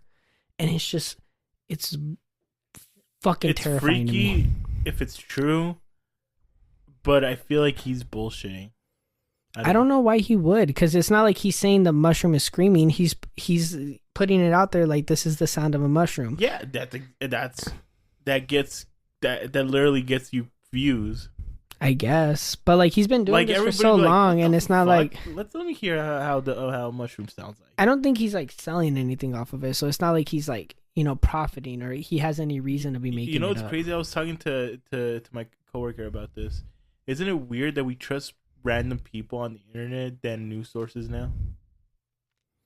Yeah, but I feel like news sources have been establishing themselves as untrustworthy for the longest time. So now we're going back to like the original news, which is like individuals, right? And now that like we go based off of them because they have evidence and they're going out of their way to prove it. You know, they're showing like everything is legit, like ghost hunters, right? More people are willing to watch a ghost hunting video on YouTube than on fucking like Travel Channel. With Travel Ghost Channel, Adventures. because you know Travel Channel is just trying to get views. On YouTube, they could have like 200 views, and that makes it even more authentic. Yeah, they're trying to get views in a sense, but they're probably doing much more realistic work. Speaking of, I found a video of a guy who has one of the weirdest fucking ghosts in his house, Nope, bro. don't. Just real quick. No, I'm not no. gonna go into it. I'm not gonna. I don't even want to. I don't want to be thinking about this when I drive home, but I thought it was weird because he was. That's fine. Please. Devin, if the sun was out, perfectly fine. But since it's night out and the moon is, I see the moon. It's fucking orange. Oh, the blinds are in a good way, huh? Yeah. I don't want to talk about that. And I'm not gonna go into I it. Care. I just thought it was weird. I don't care. Okay, let me just one thing, please. You do this every time, and the audience gets annoyed. Cover your ears, then. Devin. Go out of the room. I'll say it to the mic. Just fucking say it. Okay, so he was recording in his house, right? He's been getting haunted for a while. I'm not gonna go into the details. Obviously, we don't want to get freaked out here. I'm not in the mood to get scared right now. And the one video that kind of like got me like really interested was when he was recording this screaming that was coming from outside his house, right? And he kind of lives like in a neighborhood, like there's a street. He's in Japan and you can kind of see the houses. And I'm like, oh, this is bullshit or whatever. But he goes outside and he goes basically to the alley where the scream is coming from. And in the video, he walks right up to where the sound would be originating from.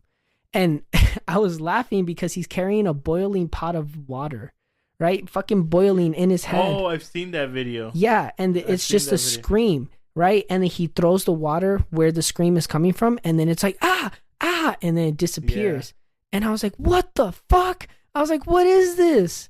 Because, like, sorry, I'm freaking out a little bit. I'm like, what is this? Because it's like, you could hear the scream. You think there's a person that should be right there because the way the sound is coming in, like you think there's a person right fucking there, and it's not. And it freaked me the fuck out today. I watched that earlier. Oh my god, I gotta stop watching fucking scary videos all day because then that's the shit I think about when I'm going to bed. Weird side tangent. Kyle was sleeping at my house the other day and he heard a ghost. We can talk about that later. Okay, we'll talk about it another time. It's your fucking fault for bringing this shit up. I won't talk about it. No. Hear me out. What? You just said side tangent. Kyle heard a ghost. People are gonna want to fucking hear that story. That is your fucking fault. That's something you tell me off the podcast. Okay, I'll make it funny then because in the moment I was making it funny. Okay, so he was sleeping over at my house. You guys don't need to know the circumstances. We were sharing a bed. At one point, like 4 a.m, he got up to use the restroom. But when he went out, the fucking light was in the bathroom. He's like, oh, Devin's taking a shit, right? Or he thought one of my family members was up and taking a shit. And so he came back. And the thing that made him think that somebody was in there was when he cracked the door, he heard somebody go, right? Like he walked in on somebody. So he was like, oh shit, okay, I'm not going to do it. Walked back to the room. And then I got up. I thought he went to the bathroom. So I went in there like a numbnuts, not knowing there was probably a demon sitting on the toilet. I get on there. I do my business. I come out. And then he leaves to go to the bathroom. And I'm like, what the fuck? And then he comes back into the bed. And we're both laying there like half asleep. I'm like, why'd you go to the bathroom? Didn't you go? He goes, no, I thought somebody was in there. I opened the door and I heard a I was like, what do you mean I heard a And he was like, I heard a I was like, oh, it's the ghost. I was like, just go to bed. He's like, you can't say that. I was like, dude, it's probably just a baddie of a ghost. It's probably just like a fucking 10 who was in there taking selfies or something. You just walked in on her. I want to go to sleep thinking that I have a bad bitch ghost living in my house and not some little demonic children. And then I heard something as I was leaving today, but we'll leave it at that. Okay, we'll do this another time. I don't want to touch on Devin, this. stop saying that shit. I don't want to. Then you're gonna have to. No, I legitimately can't talk about it because I'm gonna go home right now alone. You know, and I'm gonna go through the place it happened. Okay. Next time, keep that shit to yourself. Okay, next time, what we'll do a day episode, and I will bring up the ghost. Write it down in the podcast notes. Fuck no. I will bring up the ghost story another time. Like, sound. What sound did he hear? Fuck them, okay? I don't have to talk about it. It doesn't matter. Also, should I mention my meditation thing? Because you said I was getting possessed. No. Later. Later. See, again. Stop bringing this shit I'm up. sorry. I got interesting fucking conversation. Shut up. You're the one that's fucking yelling. It's because you stress me the fuck out. We were having a easy flowing conversation. Space is creepy, man. It doesn't lead into creepy shit. No. But you're like, should we talk about ghosts? No, Devin, let's not talk about ghosts. Eddie, the audience gets pissed off when you block off the shit that they want to hear, but we don't let them. This is the same shit you're pulling right now. But like, if we were gonna go into aliens, some people are scared of aliens. No, Devin, you won't understand what I'm trying to say.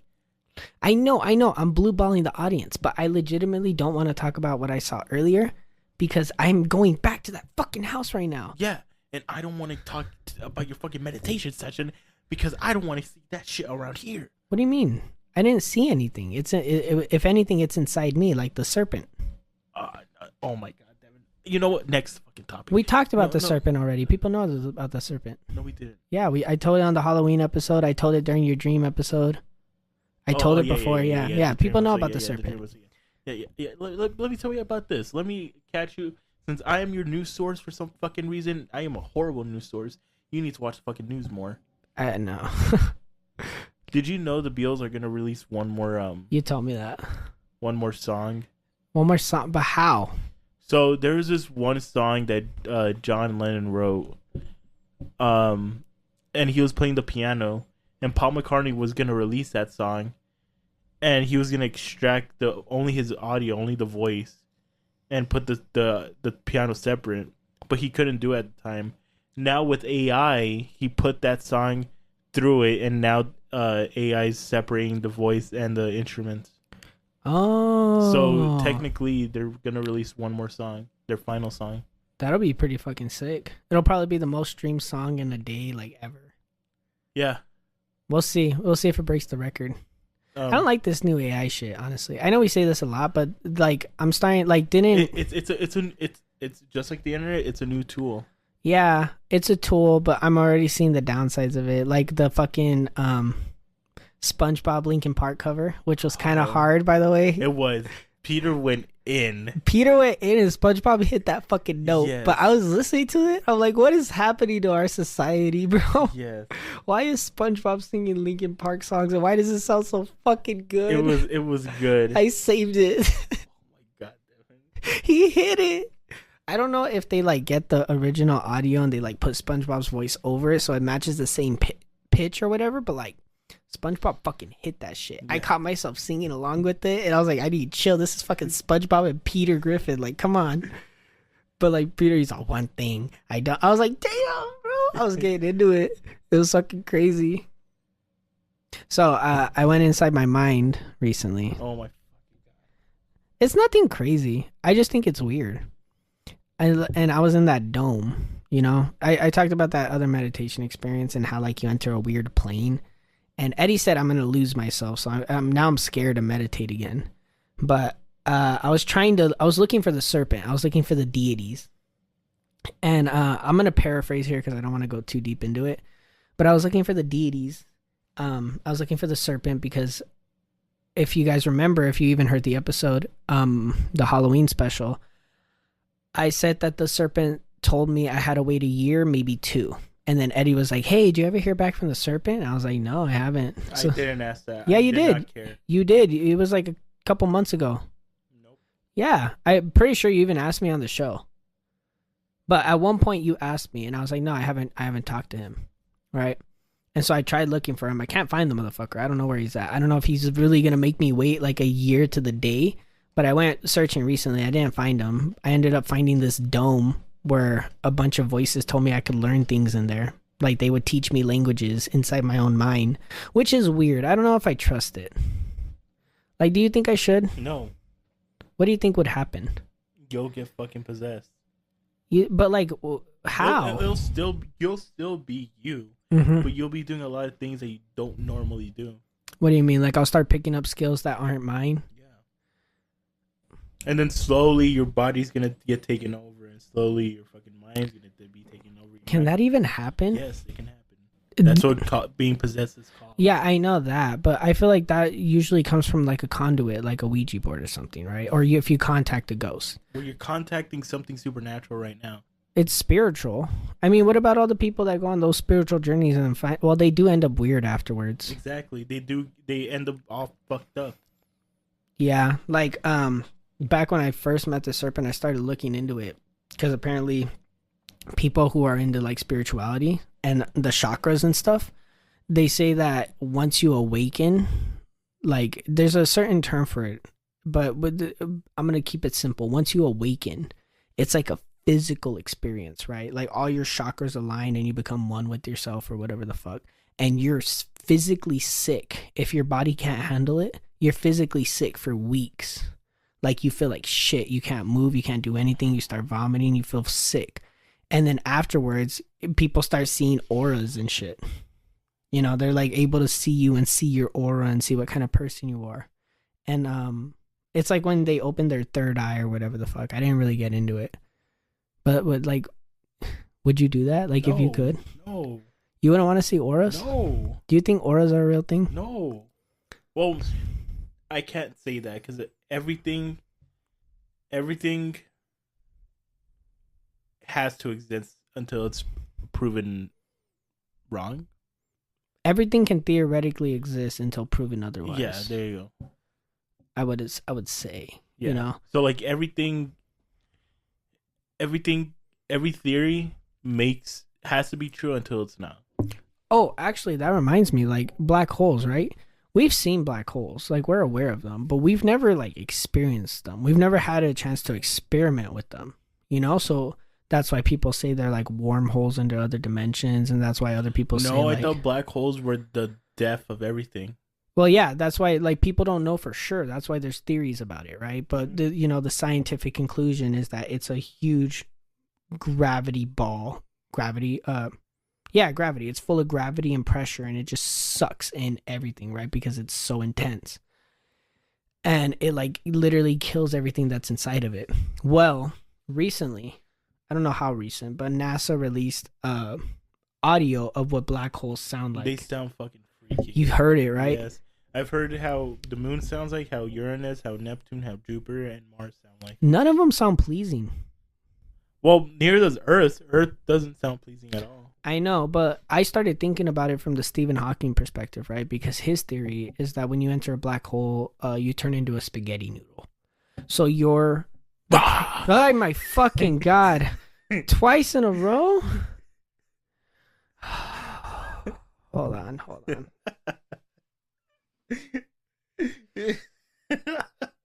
That one really fucked me up. Hold on. Okay. So his theory was that you turn into a spaghetti noodle, right? Because the pressure is so intense that your body basically like turns into a fucking noodle, and you like basically evaporate into nothing. You turn into a noodle, get dropped in water, and then get thrown into an QCP pasta, and then he eats you. Yeah. But the experience of it, right? Because when you're in a black hole, your perspective opens up so much, kind of like how they showed in Interstellar, where you can basically see everything like 360 degrees. I'm gonna watch it when you leave. You can see everything 360 degrees, right? But then you can also see into other dimensions. So I start thinking about what it would feel like to physically be pressured into such a way that your body turns into a noodle. No, I feel like you'll be dead. Well, let's just assume you can remain conscious throughout this entire thing. Your body gets turned into a physical noodle. You're able to see into a whole other plane of existence. You're seeing at 360 degrees all at once. You're basically seeing up, down, left, right, behind you, everywhere, right? And then at the exact same time, you hear that fucking noise that the black hole makes. That sounds like a fucking terrifying experience altogether. I'm not going to play the black hole sample. I don't want to look it up. But, like, if you guys are interested, go look up the black hole sample. Like, it's fucking terrifying. Hey, where do you think the golden record's at? I don't know. Where did they shoot it? I don't know. And do you think someone took it? We need to update it. We need to send another golden record. But who would we send? What artists were sent before? I believe Michael Jackson made it onto the record. The Beatles, the Rolling Stones, Frank Sinatra, like the most popular ones at the time. So now it'll be Metallica, it'll be Tupac, it'll be Eminem. I would say like Tupac, Eminem, Kendrick, like if we're going rap, rock, probably System, Metallica, Nirvana, like all of the big acts, right? Yeah. Like that everybody can kind of definitively even like point to. Coldplay and I don't know about Coldplay. Coldplay's a stretch. but they're still big. Yeah, but I don't know if I'd want to send Coldplay into space, you know, given that fucking gratification. And then we'll send JFK. Did JFK make it? I don't know. Do you think the brown note is real? What is it? It's apparently a special pitch that if you hit and people hear, they'll shit themselves. You never heard about that? No. I don't know if it's a real thing. I never looked into it, but it's a certain pitch of frequency that you can make with an instrument or your voice or whatever. And if people hear it, they instantly just shit themselves. They can't control it. I would love to like actually find out if that pitch is real and then throw it on a fucking podcast episode. Do you think musicians control our minds? I think there's definitely some that promote certain agendas. No. So you know how earlier we were talking about frequencies and how they control our minds? Yeah. So it's been proven that with music and with certain artists, they know that frequency, so they purposely adjust that frequency in their music so people could recognize. Oh, yeah. They do that with pop records. It's Yeah. been proven that they're basically copying and pasting the same formula because they know it's going to get stuck in our minds. Yeah. But aside from that, and maybe some like, because I heard that the band Slayer, which is a notorious satanic metal band, hid demonic messages in their music, and it would make people like feel or see things. Yeah. Right. I won't go too deep into that because it's creepy and we're not going to touch on it. But my uncle said he knew somebody who listened to it and it actually ended up affecting him. Kind of like the dementia record I was telling you about. Yeah. David, one of my friends, was telling me that he knew somebody who listened to it and it kind of like fucked him up. So I feel like instances like that, there are like, you know, certain sounds or overall tones that can kind of mess with us. Just like playing a record backwards, there's supposed to be like demonic. Yeah, some of them, like the Barney song. Like Hotel California, that's one of them. Wait, why? If you play it backwards, what happens? I think in the song it says something about Satan. The Barney song freaks me out when you play it backwards. I don't want to hear it. I'm not gonna play it, but like apparently there's like just weird messages about Barney like molesting children, and like how they're brainwashed into liking it, which is weird. You know, I don't know. I feel like there are deliberate circumstances where artists have utilized it, where if you play a record backwards, it's a whole different media. But aside from creative experiments, like I don't want to believe. I don't know if I could handle knowing that they're deliberately doing that. I'm sure there are. It would make sense if they are. Mm-hmm. What do we do with that information now? I guess limit the people who make music. That's true. And then we can't control it, but have certain things that they can only do, so they can only limit their creativity. Wait, what time are we at? I feel like I have a topic to start ending it off on. 123. 123? Oh, okay, we're good. I can go for a little bit longer, right?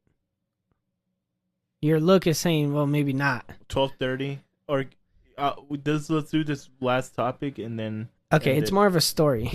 So, you were kind of aware of it when it was happening, but recently, I won't name who, but I went out with some friends, specifically, 2 friends. Hold on, say the names, cut it out later.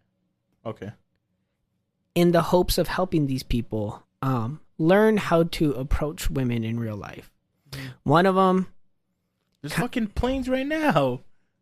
Can't even hear it. It's creepy though. One of them, kind of socially awkward, never really been great with girls, trying to help him build his confidence, right? The other one has experience with girls, has more bodies than I do, more experiences than me, but almost all of them have been curated through dating apps like Tinder, right? Mm-hmm. So they they're coming to me to try to like help them, and like I just kind of agreed. And so I kind of wanted to highlight one friend in particular, the one with experience, because he only ever dated on apps. Like I said, he's had plenty of sexual experiences, plenty of experiences of dating in general. And the way this man fumbled needs to be highlighted. Oh my God. Is this the one you were talking about that same night I fumbled? No. Well, yeah, I think it might have been. I think it might have been. I don't know if it was the same night or if it was the next night, because we went back to back. But the first night, me and this friend, right?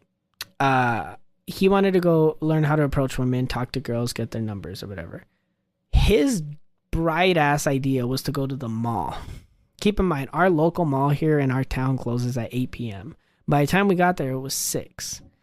And he said that he needed assistance. So he wanted me, a grown man, 23 years of age, to walk up to other grown ass women and tell them the middle school line.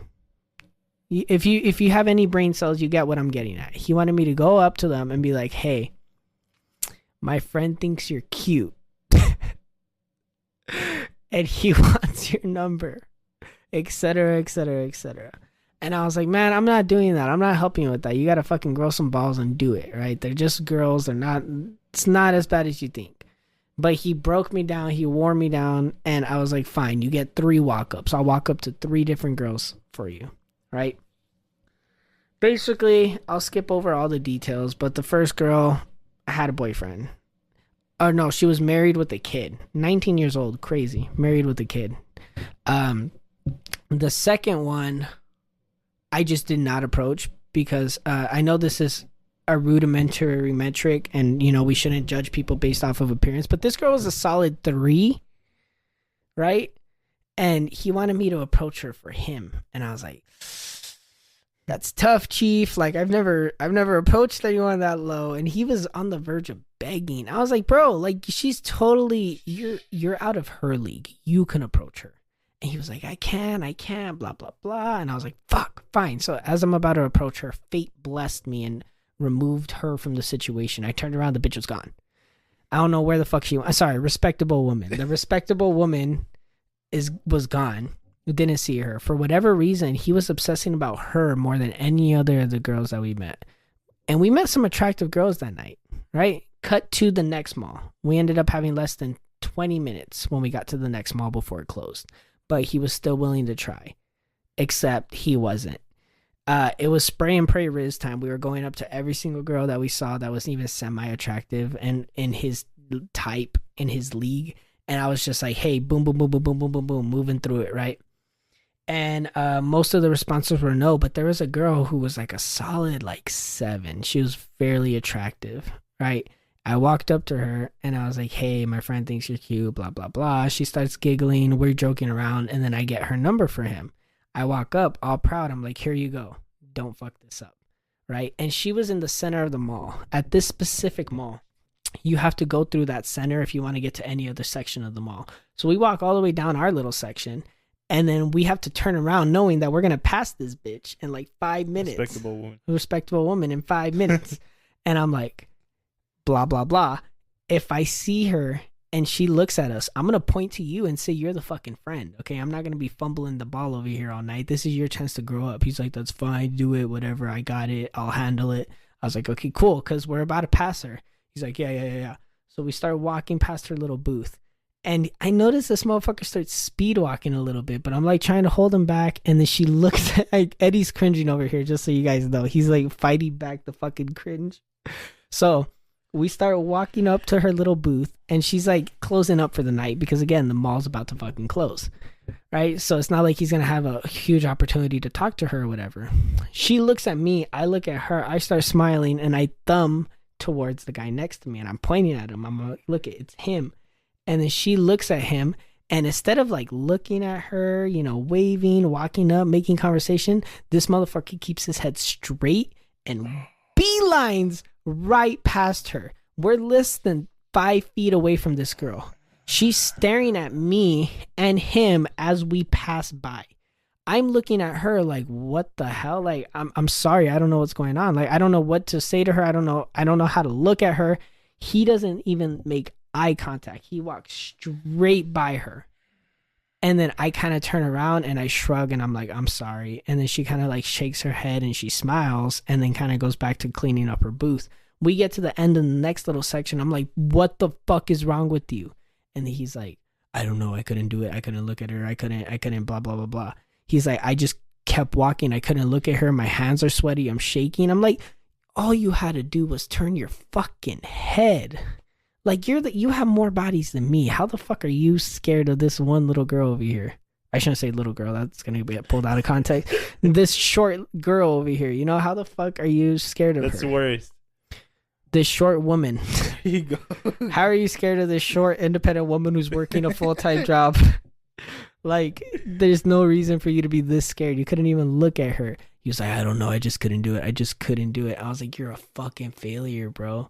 And so we exit, right? And he's shitting on himself. He's getting all into it. And I'm like, bro, like, it's not that bad. Like, come on. It's not that deep. It's not that deep. Like, we could just walk in right now. He's all, no, fuck that. So we start walking back to the car. And then this motherfucker gets the nerve to actually text her, right? Because, again, we have her number. So he texts her. He's like, I don't know what to say. And I'm like, say whatever. Say the first thing that comes to your mind. He's like, can you send it? I was like, do you want me to date her for you too? And so I get his phone and I start messaging her and I sent her the message and she messages back, right? He's like, I don't know what to say now. And I was like, oh my God, you're fucking useless. You're going to be alone forever. I want you to know that. And so I end up helping him again. And then she never responded back. He fucking fumbled the bag. Right? It was all butt chop. The next day we go to the next mall because he wants to redeem himself. And the exact same shit. As soon as we get there, can you go up to her for me? No. Can you go up to her for me? No. Come on, please. You said I get a walk up. No. Eventually I cave. I walk up for him. Boyfriend. And then you would not believe it. The fucking 3 from the day before shows up. Right? And I was like, here's your chance. Go redeem yourself. He's like, I don't know if I was like, shut your bitch ass up and go fucking redeem yourself. Right? I was there with another friend. And he was like, fine. One? Yeah. The other guy. Yeah. I was there with him. And he was like, fine. So I literally grab him and I push him because he was scared to make the first step. So I push him and he starts approaching her, right? Me and this friend are stalking them from the other side of the mall like a movie. So we're following them. And he goes up and he talks to her. And my boy did it. After failure after failure, he ended up getting her number. Turns out this bitch is fucking nuts. Okay? I don't want to go too much into it because I'm pretty sure she discovered the show.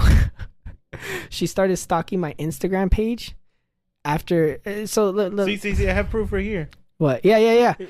I took a picture of my friend talking to this girl and I sent it to Eddie and I was like, Eddie, he did it. He's a man now, right? He got her number. Does he have shades on? I don't remember. They start talking. It turns out this girl is actually weird as hell. I was getting weird vibes from her and I was like, fuck. I was like, friend, do not do this, okay? Do not do this. Please do not do this. He was like, there's just something about her, bro. He gets into contact with her and she's weird as shit, okay? They go on a couple of hangouts and then she starts messaging and calling me, right? And sending me voice messages and sending me pictures of her like wearing cosplays and shit. It was just weird. It was weird. I barely interacted with this girl and she was like messaging me 4 or 5 times daily. She started liking all my old pics on Instagram. Weird as fuck. So the moral of the story is my boy's got no riz. He approached one girl who was a solid 3 and ended up being crazy. Don't worry, Devin. I will never put you through that. What do you mean? I will never tell you, Devin, let's go to the mall or let's go somewhere so I can talk to girls. And if we do, I will never tell you approach them for me. I was like, I have to help him. I have to give him a training boost because he's never done it before. So I've never done it before. Really? Yeah. You've never gone up to a random girl and got her number? No. Not once? No. Have you ever considered it? No, because I don't want to. I'm actually curious. Like, I doubt we'll ever be able to really find out, but how many of you listening, guys or girls, how many of you have ever gone up to a stranger you thought was attractive and got their information, got their number? You're like, hey, I like your fucking face. Let's talk. How many times have I mean, you said you've never done it. He didn't do it until I forced him to do it. The other friend, you know, he actually went out of his way and talked to a couple girls. Very little success there. I won't go into that. But like, he was doing it, you know, he was fucking out there making moves. I was very fucking proud of him. He was putting himself in situations left and right. But like, how many of you are actually going out and like doing that, you know? Have you guys ever approached somebody? Guys, have you ever gone and got a girl's number? Girls, how many times have you been approached? These are the things that we have to think about, people. How many licks does it take to go to a little bit? I think it's something like 280, right? I was just gonna end it like that. Oh, you were gonna end it? Yeah. So. Well, we didn't do an intro, so can we at least do an outro? Sure. I know you're not gonna say anything, but yeah, okay, that's good. I hope you beautiful people have a great rest of your day, great rest of your night. We will touch on the ghost stories probably next episode if Eddie lets me, if we remember, who fucking knows. And I challenge one of you guys to go out and approach somebody and get their number. See if you can. I bet you won't. This concludes the Moon Men podcast. The end.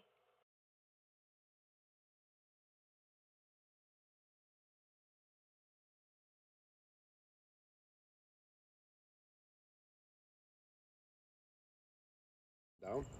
Well, it's not. It just keeps on going faster and faster and faster and faster, and that's why they're not. They don't know an explanation like the physics. So it's getting faster as we get more distant. Yeah, which is weird. And it could be something with the gravity, the way the pressure's working in space. How? It blew up. Like if you get a baseball and you're in space and you throw it, until it hits something, Whoa. that thing will travel forever. I think I just saw a falling star. Probably. Right? Yeah, I just saw it. I thought it was like a spaceship or some shit. Like the corner of your eye? Uh-huh. I'm telling you, there's some crazy ones out there. There's some crazy ones like that, like light, like it's crazy, bro. It's crazy. That doesn't make any sense though. Why would it get faster as... You know, that's why they thought that it was slowing down. And then when they started seeing space, like galaxies are forming and faster and as it goes farther, and they're like, what the fuck? That makes no sense. Like, it's a matrix, bro. It's real. It could be some sort of reverse polarity effect where instead of it getting slower as it goes out, it gets faster because of the way the gravity is manipulated by... Because didn't they say they found that new element in space, the dark matter? It was there. It's always been there. They just couldn't prove what it was. Yeah. They can't prove it. So it could be something like that. It could be a element that we haven't discovered yet that manipulates the way that time bends in space because of the pressure. And so it's probably there's more pressure in the center where the actual blast takes place, and because there's less pressure on the outside, time is moving faster. But that's just...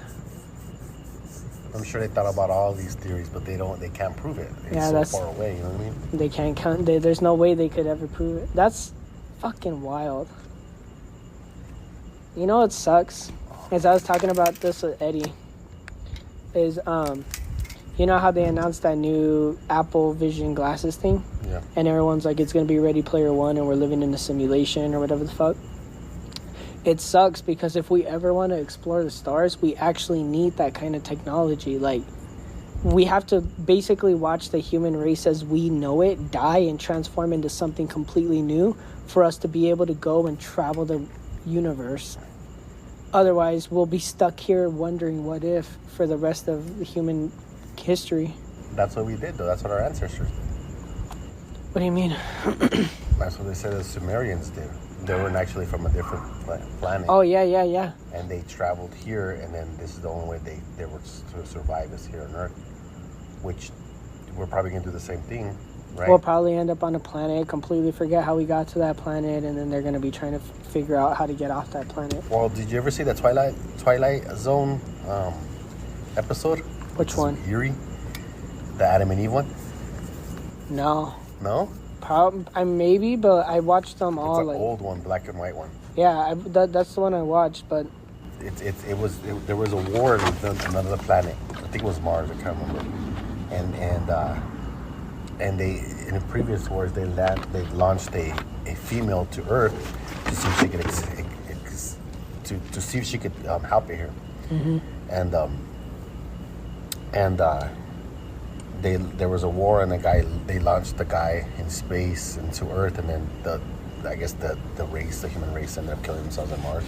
He landed on Earth, and then his name was Adam and her name was Eve, and they ended up making the human race.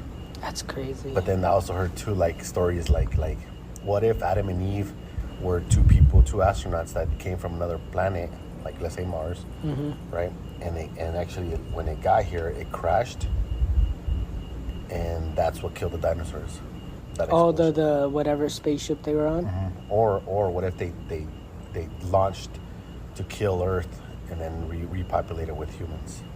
That's a good theory. They found a planet that was full of hostile creatures, but it was habitable. Because I was reading a book like that where these people were looking for a planet to rest on, right? And they found this huge planet that they could live on, but the entire thing was covered with mutant spiders the size of like buildings. Yeah. And so they were figuring out a way to kill the spiders so that they could all live there. Now to us, it's like all spiders kill it. Yeah. But imagine if that's what happened to us. We came to this planet, there was all these lizards everywhere, and they figured out a way to kill the lizards. Yep. Crazy, huh? And then me and Eddie were talking on the show. We apparently NASA just found like old radio transmissions that are like supposed to be hundreds of billions of years old. Like they can tell that the transmission is old and it's coming from a far off part of the galaxy. And then we started theorizing, like, what if people are sending us transmissions right now and we'll never hear it?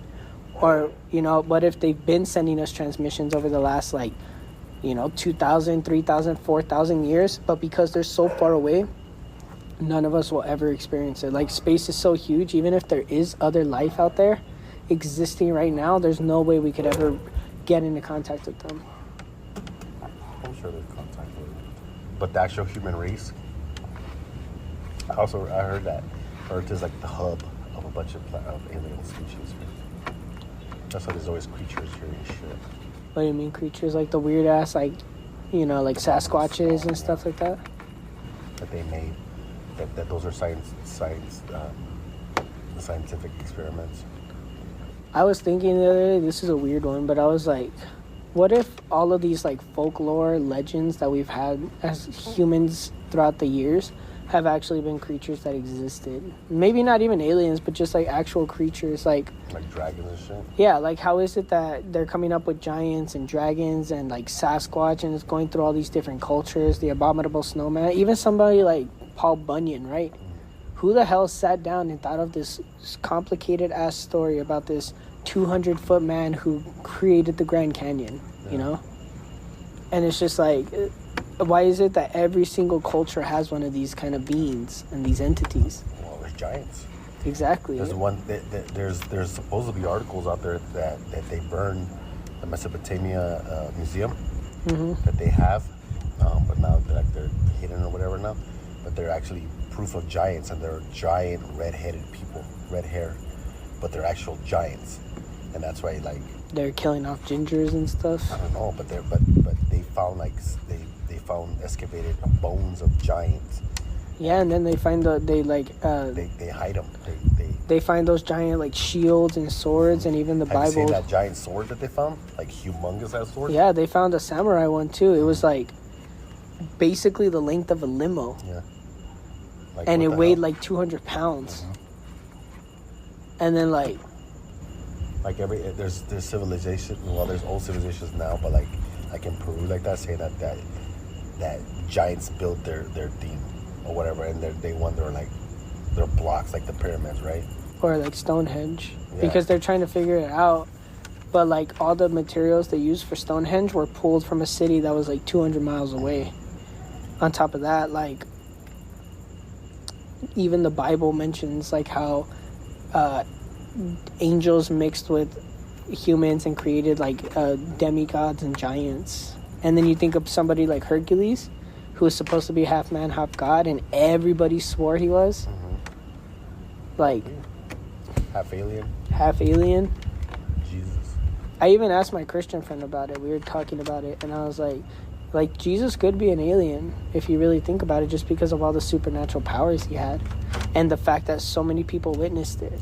Well, yeah, think about it. Like the way he was born, That's like artificial insemination. Well, yeah, 3 wise men, artificial insemination, and there was a bright light, northern light, UFO. 3 people who greeted him knew that he was an alien, or maybe even surgeons, and it was artificial insemination. Like they're never gonna say what it was, right? But think about it. And then he was born, but you never hear about Jesus being a child. You never hear about him being a teenager. Yeah, and then they'll come up with stories that aren't even in the Bible. Whether he popped up when he was 30, he told them a little bit about his upbringing, but then everybody, even his mom, his biological mom or whatever, she even said that he disappeared at the age of 15 for 15 years and came back when he was 30. That's what I'm saying. So did Leonardo da Vinci. Leonardo da Vinci disappeared for 2 years inside of a cave, came back and was drawing helicopters. That's what I'm saying. They probably got there by aliens or their species, and they taught them. And then you think about, then you compare it to us as a nation, right? Up until the 1960s, we're advancing normally. Then from the 1960s to now, we've created we're on the verge of hovering cars. We have holograms, 3D, 4D. We have smartphones, spaceships. People were saying that the government created that pact with aliens so that we could get technology from them. It was the crash in Roswell. They used their. No, they were saying it's Hoover. He created a pact with the aliens and was getting information. No way, because the whole world got the same. But because they were probably stealing it.